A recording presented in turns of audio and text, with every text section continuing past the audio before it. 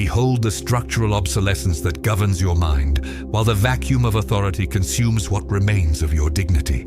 You crawl through this besieged territory, believing that the absence of marks is a sign of strength, but a sovereignty of dust is the only throne that awaits you if you continue with that jellyfish spine. I bet every gram of grit that your shameful omission will make you stop this transmission in the first few minutes, for the amygdala hijack that governs your phantom pulse cannot endure the topography of insignificance that I am about to rub in your face. There is no room for the comfort of wicker in this necropolis of pretension. Only the decree of nullity awaits those who possess the metabolism of an inert and the soul of cotton. If your hesitation is stronger than your will, vanish now and return to the enclosure of insignificance, where the silence of the omissive is the only law. The homeostasis of mediocrity is your natural habitat, and low-caliber dopamine is the propellant irrigating your atrophied prefrontal cortex. You flaunt a lineage of flimsiness that can barely sustain its own weight before the geometry of collapse that the world imposes without hesitation. This greeting does not seek your approval, for the pantheon of nullities where you dwell has no voice in the council of those who bite reality with teeth of granite. The exile of reason is your punishment for allowing the neurosis of comfort to dictate the rhythm of your heartbeat, while the glass architecture of your life shatters under the pressure of pure truth. Map every structural fissure of your character now, or accept the fate of being just another erased name in the chronology of failure. This is not a lecture. It is a forced recalibration. Lock your jaw, stabilize your breathing in 4 counts, and face the abyss. Does your fibers support the weight of the real, or are you just a residue of history? Answer with the precision of one who cuts through their own self-deception. Operator or inert? Write your sentence in the comments and prove your pulse still has density, or disappear into the silence of the omissive right now. The clinical dissection of your existence reveals an erosion of will spreading like a systemic failure through the static-filled synapses of your brain. The wall gave way not by external force, but because the wicker pillar you call character was never tempered in the topography of failure. Where a strategic command asset should exist, we find only a secretion of excuses lubricating your descent into the abyss of conformity. The amygdala hijack you suffer before any resistance is the final symptom of a subordinate metabolism, where the spasm of hesitation has replaced the capacity to bite reality. Every avoided decision and every strategic retreat from discomfort has sedimented the geometry of collapse into your routine, creating an architecture of ruin that cannot withstand the slightest increment of operational torque. You are a besieged territory, and the invaders are your own justifications. The diagnosis is terminal for the man of paper who seeks shelter in sentimentalism against the icy indifference of natural laws. Your biology of flight is a short circuit of character that prevents pulse stabilization when the world decides to collect the debt of your millennial inertia. Observe the shameful stagnation oozing from your unfulfilled ambitions, and understand that the pantheon of nullities is crowded with individuals of your exact profile of volitional degeneration. There is no mystery in your failure, only the mechanical application of existential entropy upon a base of cotton fiber. While you seek the balm of understanding, reality operates its silent expropriation, removing your access to the vacuum of authority that the strong occupy by pure grit. Hold your breath, lock your jaw, and watch as your mausoleum of ego is demolished by simple exposure to the facts as they are. The audit of your life has begun. The first step toward operational sovereignty is to incinerate the self-deception that keeps your ego in a state of protected dormancy. The demolition of this mausoleum of pretension requires you to profane your own rest and bury the nostalgia for who you believed you were before reality bit your neck. Amputate the hope that fate will facilitate your trajectory. Hope is the secretion of fear from those who lack the grit to command their own perimeter. By calcining vanity, you release the torque necessary to find traction in the rubble, transforming command paralysis into an aggressive act of expropriation over time. The rupture with the old carcass is a process of useful scarification that clears the ground for the construction of a granite bulwark where once there was only mud and stagnation. Find traction in inertia or accept complete annihilation. To reclaim the perimeter, you must neutralize the hesitation that acts as a character short circuit during your moments of maximum pressure. Torque gain does not come from cheap motivation, but from the excommunication of doubt through the summary execution of every thought suggesting flight as a viable option. Map 3 exit variables in any crisis. Execute the least worst and accept the structural damage as the cost of maintaining the logos. The paper sovereignty you once flaunted must be replaced by nerve shielding that does not oscillate before the imminent collapse of external structures. By isolating the anomaly of doubt, you stabilize your pulse and allow the prefrontal cortex to assume hegemony over inertia reflexes. Feel the heat of your old self's incineration and use the ashes as mortar for the new foundation that will never know shameful retreat. The ghost of your comfort must be exorcised by the brutality of your actions. The third layer of rupture requires you to learn to drain the sentimentalism that acts as an energy leak in your personal war economy. Every drop of lament is a flaw in your architecture of pain, a leak point through which discipline drains and flaccidness infiltrates. Cauterize the ego until it no longer feels the sting of outside criticism or the weight of judgment from the mental plebeians inhabiting the dome of stupidity. The mechanical instruction is clear. Reduce your exposure to immediate pleasure stimuli. Focus on the immediate task with the precision of a clinical dissection and maintain silence as your primary defense tool. Operational sovereignty is achieved when the world can no longer find a soft surface on you to strike. Become the very concrete wall that interrupts mediocrity. The world is a siege of icy indifference that does not register your cries or your prayers, operating under a topography of insignificance where your personal drama is merely cosmic dust. Nature possesses no organs of compassion, and the cosmos holds no interest in your happiness, only in the maintenance of entropy and the destruction of the fragile.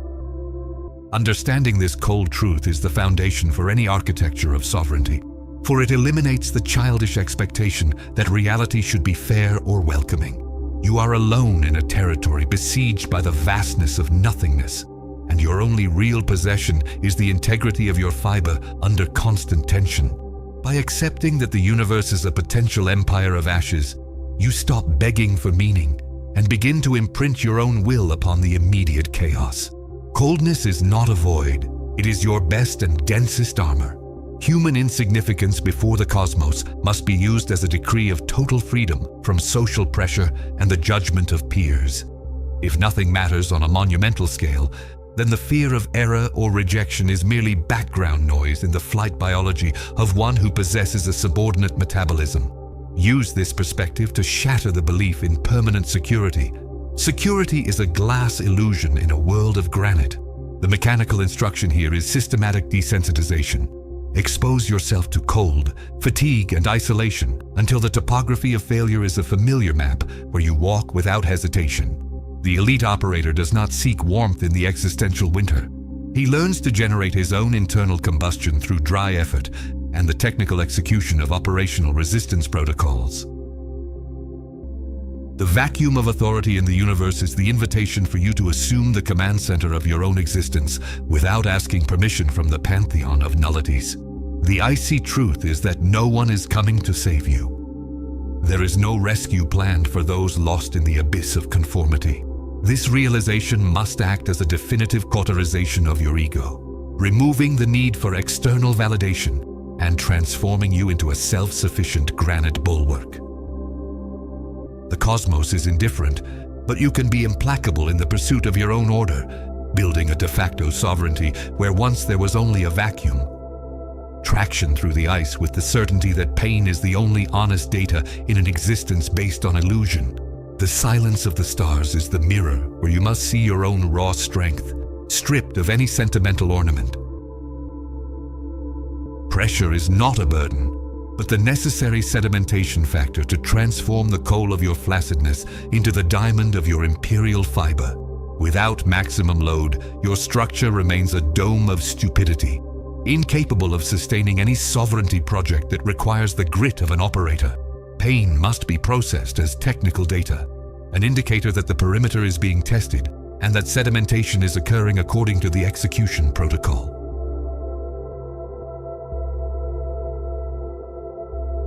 By embracing tension, you transmute an inert metabolism into a command biology where every muscle fiber and nerve synapse is recalibrated to support the weight of the world without structural fissures. The architecture of pain is what separates the enclosure of insignificance from the dome of sovereignty, where only those who have been crushed and rebuilt have the right to reside.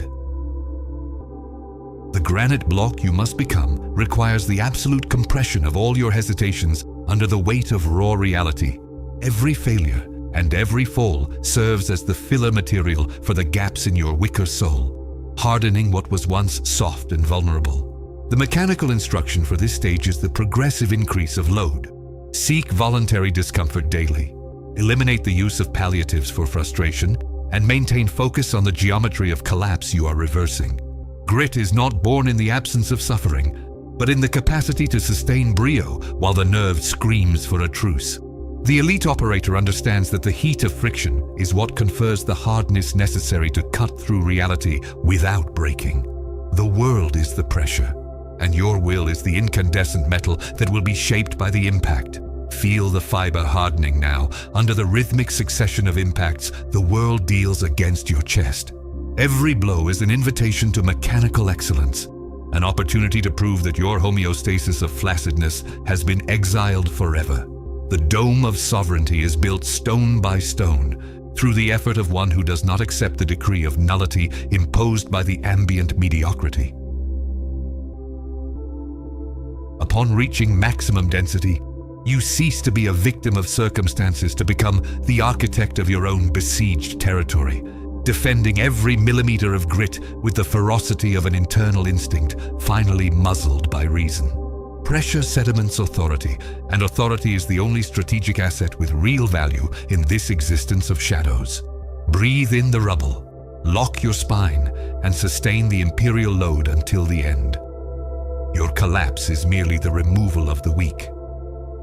In besieged territory, the central command must operate with protocols of surgical exactitude to guarantee the survival and expansion of grit. War engineering requires you to bury the nostalgia for easier times and focus exclusively on the tactical insignificance topography of your internal opponent. Execute flaccidness whenever it tries to negotiate surrender terms in your mind, muzzling the lament with the force of an irrevocable imperial decree. The mechanical instruction is clear. Identify the vector of greatest pressure and move toward it with the aggressiveness of one who despises danger. In the rubble of collapse, breathing must be controlled, the pulse steady, and vision focused on 3 exit variables that guarantee the resumption of operational torque. There is no room for fatal error when unshakable grit is at stake. The protocol for breathing in disaster involves the excommunication of doubt through repetitive and technical action. When the structure creaks under maximum load, the operator does not seek comfort. He seeks the precise calibration of his volitional response to the stimulus of pain. Map the triggers that activate your hesitation reflex and install functional aggression counter-strategies that stop the moral bleeding before it contaminates the logos. The bastion of stagnation where you once lived must be demolished to make way for a front line where every decision is a high-level strategic asset. Shielding the nerve means accepting that reality will bite, but that your granite shall bite back with double the force. War engineering is the art of transforming chaos into a geometry of victory, where cotton fiber is calcined and density prevails. Observe the perimeter with the coldness of one who has already profaned their own rest in search of definitive operational sovereignty. Every command given to your nervous system must be executed without hesitation, eliminating the gap between problem perception and the application of the mechanical solution. Command paralysis is punished by the annihilation of grit, and in besieged territory, the loss of grit is the end of the transmission. Crush the illusion that support will come from outside and assume total responsibility for maintaining the dome of sovereignty over your head. War engineering does not forgive amateurism or wicker sentimentalism. It demands the precision of a chaos surgeon operating on their own soul to remove the anomaly of hesitation. Torque is your currency. Discipline is your ammunition, and reality is your final and absolute proving ground for whoever seeks order. The sedimentation of discipline under fire requires you to neutralize internal instinct through the exhaustive repetition of high-performance protocols. The elite operator does not argue with pain. He uses it as fuel to gain traction in the mud of mediocrity. By reclaiming the perimeter, you establish a new command homeostasis where flaccidness finds no soil to germinate. The decree of nullity that once weighed on you is now the sentence you apply to the mental plebeians trying to infiltrate their dome of ignorance into your domain. The war is constant. The opponent is inertia, and the reward is de facto sovereignty over your own destiny. Maintain a granite pulse, spectrum vision, and an iron will until the last redoubt of hesitation is incinerated in the forge of continuous and implacable action from your central command. Useful scarification is the seal of authenticity the world imprints on those who dared to defy the homeostasis of flaccidness. Every scar in your fiber is a record of a battle won against the flight biology and comfort neurosis that once governed your pulse. The value of the calloused nerve lies in its inability to feel the sting of small offenses and the banal difficulties that paralyze the lineage of flaccidness around you. The expropriation of wicker sensitivity allows you to operate with icy efficiency in environments that would collapse a man of paper in seconds. When looking at the marks of your journey, do not see wounds. See structural reinforcements that guarantee the integrity of your architecture of pain under any load. Scars are the stripes of the operator who survived their own demolition and raised an empire. Scarification is not an accident. It is a command tool that defines the limit between who you were and the strategic asset you have become. The calloused nerve is the result of deliberate exposure to the friction of reality, a hardening process that transforms the lymph of submission into the grit of granite. The mechanical instruction here is the acceptance of damage as part of technical evolution. If the effort leaves no mark, it was not deep enough to alter your existential density. Expropriate the fear of pain and transform it into a radar pointing to areas where the fiber is still soft and needs lapidation. Operational sovereignty is forged in dry effort and the silence of those who understood that the beauty of a diamond comes from extreme pressure and precise cutting. Your scars are your true empire, engraved upon your very imperial soul.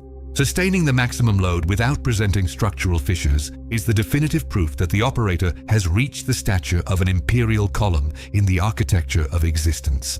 The method for stabilizing the pulse under disaster involves the perfect synchronization between logos and motor action, eliminating any noise of sentimentalism that could compromise the base. When the weight of the world tries to bend your knees, the imperial column responds with an increment of volitional density, anchoring itself in the granite of sedimented discipline. There is no room for a hesitation spasm when acting as the central pillar of a besieged territory. Stability is your only function and your greatest grit. By maintaining an upright posture before the geometry of collapse, you emanate a vacuum of authority that silences the mental plebeians and establishes order. Imperial sustenance requires you to neutralize existential entropy through the blind repetition of resistance protocols. Every second under pressure is an opportunity to test the internal seal of your will against the infiltrations of doubt and biological fatigue. The elite operator does not seek relief for the load. He seeks the perfection of the form that allows him to carry it indefinitely without losing the horizon line. Pulse stabilization is achieved when pain becomes white noise, incapable of interfering with the precision of the central command. By becoming an imperial column, you abdicate human fragility to assume the immortality of dry, technical effort. The load is your purpose. Stability is your creed, and sovereignty is the inevitable result of your absolute refusal to yield to the weight of raw reality surrounding you now. The discipline of excommunicating doubt and lament is practiced in the liturgy of silence, where dry effort replaces the useless wordiness of self-pity. The operator understands that every word spent on a complaint is a drain on his strategic torque reserve, a failure in the internal seal that allows the entry of the weakness anomaly. The repetition of effort without the expectation of applause or recognition is what confers true density to grit, transforming routine into a rite of constant hardening. In the silence of the existential workshop, the hammer of will strikes the base of time until the desired form becomes permanent and unquestionable. The liturgy of silence is the definitive shield against the neurosis of comfort, for it removes the audience and focuses exclusively on the excellence of operational technical execution. The excommunication of lament demands a monastic rigor in controlling the fear secretions that try to contaminate internal discourse. When silence reigns, the cold truth of reality can be heard without the distortions of ego or wicker sentimentalism. The mechanical instruction is the acoustic isolation of the mind. Close the doors to others' opinions, bury the need to be understood, and operate in the obscurity of duty fulfilled with millimetric precision. Operational sovereignty flourishes in the noise vacuum, where grit feeds on discipline itself and fiber strengthens in the absence of distractions. By mastering the liturgy of silence, you become immune to the fluctuations of fortune and the emotional chaos of the mental plebeians, stabilizing your empire upon the granite of pure action and unshakable will. Silence is your cloak of sovereign power. The annihilation of the old carcass is the sacrifice necessary for the birth of the elite operator, an entity governed exclusively by the hegemony of the logos and by technical grit. The old identity, based on futile desires and the homeostasis of flaccidness, must be treated as a residue that impedes the march toward sovereignty. Upon assuming your new form, you discover that the pantheon of nullities never had power over you. Only your own acceptance of the decree of nullity kept you prisoner. The elite operator possesses no history, only execution protocols. He possesses no excuses, only results sedimented in granite. The hegemony of the logos ensures that every decision is made based on raw reality, free from the shadows of the past and the illusions of the future. You are action in the absolute present. The new identity is an armor of calloused nerve, protecting the hard core of your will against the onslaughts of existential entropy. By becoming an elite operator, you accept that solitude is the price of authority and that dry effort is the only liturgy that truly matters. The birth of this imperial version requires you to bite reality every day, reaffirming your dominance over the perimeter through the impeccable execution of the Iron Order. The old carcass was incinerated in the forge of rupture, and what emerged is a high-level strategic asset, ready to find traction in any terrain and under any pressure. Sovereignty is now your natural state, and grit is the only law you recognize. The elite operator does not ask permission to exist. He imposes his density upon the vacuum of the world. The draft of a human being has been incinerated, and the perimeter now belongs to the operator. If you survived the useful scarification and feel your granite pulse stabilize, your journey of transcendence has only begun. Shield your mind against the noise of the mental plebeians, enlist in central command, and attest your loyalty to the Iron Order. The next level of density is reserved exclusively for the few who possess the grit to carry the imperial load without fissures. Share this transmission with those who still have the fiber to be awakened, or let the inert vanish into the rubble. Execute now. The technical sentence is irrevocable. The time of flaccidness has been executed, and the perimeter is now sealed under the definitive authority of the Logos. There is no return to the enclosure of insignificance for those whose fiber was exposed to the heat of the forge, and whose density was tested by the imperial column. This decree ends the demolition phase and stabilizes the new architecture of pain as the permanent foundation of your existential sovereignty. The world will remain a siege of icy indifference, but now it will find in you a granite bulwark that does not yield and a will that does not oscillate in the face of total collapse. The final mechanical instruction is the blind maintenance of the protocol. Repeat the effort, sustain the load, and excommunicate doubt until your name is synonymous with absolute resistance. The perimeter is secure under your new imperial command. The definitive sealing of the perimeter marks the end of this transmission and the beginning of your autonomous operation in hostile territory. You have received the map of the surface, the keys to Torku, and the shielding of the nerve. Use them with the precision of a chaos aristocrat who admits no failures in his domain. Operational sovereignty is not a destination. It is the infinite repetition of the liturgy of silence and functional aggression against one's own weakness. The exile of reason has been revoked, and the hegemony of grit is established under the dome of sovereignty you raised yourself with the sweat of your imperial fiber.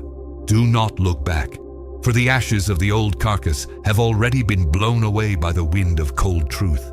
Operate with excellence, resist with granite, and win by imperial decree. End of transmission for those remaining at the command post.